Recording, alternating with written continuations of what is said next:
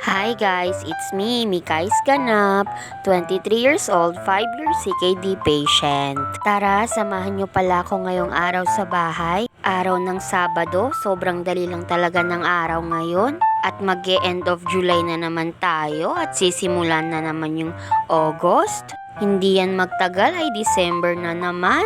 O diba, sobrang dali lang talaga ng panahon ngayon. 3 months na pala akong peritoneal dialysis. Napakadali lang talaga ng araw. Kung dati pumupunta pa akong ospital, ngayon nasa bahay na lang ako. At dito na rin ako sa bahay nagda-dialysis. At mas makakatipid na talaga ako. Nakagaya ko, sobrang layo ko sa syudad. Kailangan ko pang sumakay ng van para makarating sa syudad.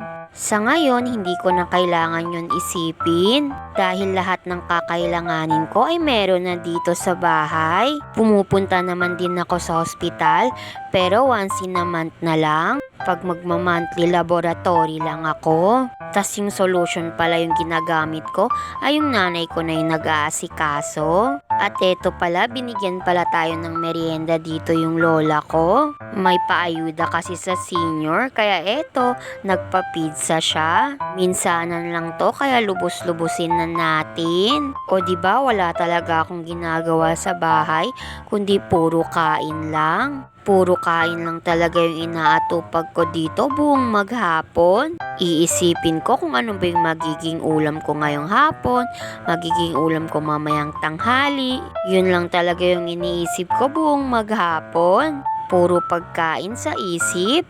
At dito pala, second exchange na pala tayo dito. Ito pala yung kakailanganin natin pag mag-PD tayo. Syempre, yung mahiwagang alcohol natin. Hindi talaga natin to makakalimutan. Dahil importante talaga ito. At syempre, yung timbangan na rin. Isa din talaga to sa importante. Last but not at least, etong organizer na ginagamit ko. Ayun na nga, nung ready na pala yung mga gamit ko, ay nag-PD na pala ako dito. Yellow solution pala yung gamit natin dito dahil second exchange pa lang.